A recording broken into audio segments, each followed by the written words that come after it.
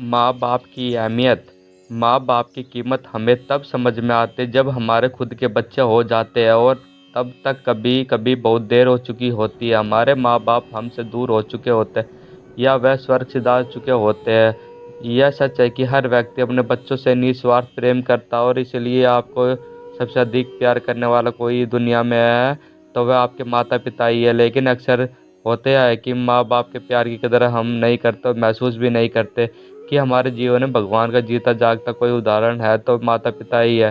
स्वयं गणेश जी ने अपनी वृद्धि बुद्धि का परिचय देते हुए दुनिया की परिक्रमा के सामने माता पिता की परिक्रमा को प्राथमिकता देकर एक एक उदाहरण प्रस्तुत किया है। राम और कृष्ण ने तो माता पिता के ऋणी होने का एहसास कराते हुए उनकी अनुपालना भी की है, यानी कि माता पिता का प्रेम दोबारा मिलना मुश्किल है। बचपन में तो माता पिता से प्रेम का आदान प्रदान स्वाभाविक है, लेकिन जैसे हम बड़े होते जाते हैं हमसे विचार आने लगते हैं और समाज के आधुनिक परिवेश में हम उनकी महत्व को कम आंकने लगते हैं। दूसरों के माता पिता से उनकी तुलना करना एक बहुत बड़ा कारण बन जाता है। उनकी आलोचना करने लगते हैं और उनकी कमी का एहसास करवाकर कभी कभी उनके प्रति प्रेम को कम मानने लगते हैं। दूसरे दूरियां बनने लगती है, जबकि सच यही है कि कोई भी अपने बच्चे को बेइंतहा प्यार करता है तो हमेशा के लिए, चाहे बच्चा कुछ भी करे। बच्चों की उन्नति होने पर सबसे ज़्यादा खुशी दुनिया में किसी को होती है तो माता पिता के अलावा कोई नहीं। जैसे चिड़िया दाना लेकर पहले बच्चों को खिलाती फिर खुद खाती, उसी प्रकार माता पिता अपने परवाह भूलकर बच्चों को अच्छी ज़िंदगी देने की भरपूर ज़िंदगी कर कोशिश करते हैं। इस तथ्य को कभी कभी हम जानबूझकर नज़रअंदाज करते हैं, जो बाद में एहसास होने पर पछतावे के सिवा कुछ हासिल नहीं होता।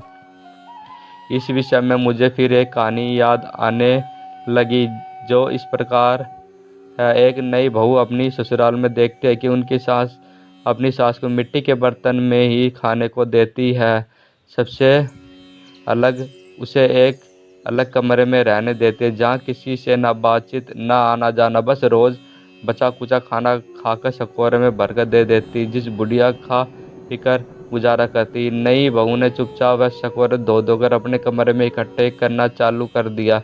जब दिवाली की सफाई के लिए सास की नई बहू के कमरे की खोजबीन की तो इतने सारे शकोरे देखकर पूछने लगी कि कहाँ से आए, तो बहू ने बता दिया कि पुराने शकोरे धोकर संभाल कर रखती है। सास ने पूछा वह ऐसा क्यों करती है, तो बहू ने जवाब दिया, जब आप बूढ़ी हो जाओगी तब रोज नए शकोरे खरीद कर कौन पैसे बर्बाद करेगा, इन्हीं से काम चल जाएगा। यह सुनते ही सास की आंखें खुल गई और उसने बूढ़ी सास से माफ़ी मांगी और अपना व्यवहार बदल दिया और अपनी बहू को लक्ष्मी मानने लगी। यह कहानी एक बहुत बड़ी सीख देती है कि हम अपने और अपने पति या पत्नी की माँ से कैसे बर्ताव रखना चाहिए। एक और लघु कथा कुछ इस प्रकार की है।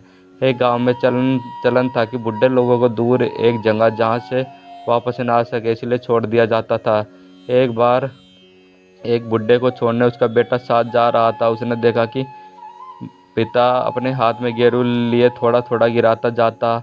थोड़ी थोड़ी देर बाद बेटे ने पूछा, ऐसा क्यों कर रहे हो? तब वृद्ध ने रास्ता कटीने लौटते समय तुम भूल न जाओ इसलिए लाल गेरू के निशान तुम्हें मदद करेंगे। बेटा सोचने लगा कि जिंदगी के आखिरी समय भी पिता मेरी चिंता करता है और मैं उन्हें मरने के लिए छोड़ जाऊं, यह नहीं हो सकता। उसके प्रण किया कि मैं गांव की ऐसी परंपरा बदल डालूंगा। जितनी मर्मस्पर्शी है कहानियाँ जो हमें दादी नानी रात को सुनाया करती थी, अब टेलीविज़न के ज़माने में सारी बातें भूलते जा रहे हैं। आधुनिक या प्रगतिशील बनने के चक्कर में अपनी ज़मीन से ही दूर होते जा रहे हैं। अक्सर एक बड़ा फ़र्क नज़र आने लगता है, खासकर शादी के बाद। हम अपनी नई दुनिया बसाने के साथ पुरानी दुनिया से तालमेल बिठाने में कई बार असमर्थ होते हैं, और ऐसे में बहुत ज़रूरी होता है कि तालमेल बनाए रखने का, ताकि माँ बाप का भी ख्याल रखें, बीवी के साथ उनके माँ बाप से सही रिश्ता कायम रहे। इस विषय में कहना आसान है, निभाना बहुत कठिन, पर यही तो ज़िंदगी है। माता पिता की समस्या कोई नई नहीं है, पीढ़ी बदलते देर नहीं लगते और जल्दी ही बच्चे खुद माँ बाप बनने लगते हैं। ज़रूरत इस बात की है कि हम समय रहते इस बात को समझे फिर पछताए होते क्या जब चिड़िया चुग गई खेत। आपको यह कहानी कैसी लगी हमें कमेंट करके ज़रूर बताइए, और कहानी पसंद आए तो लाइक शेयर एंड सब्सक्राइब ज़रूर करें।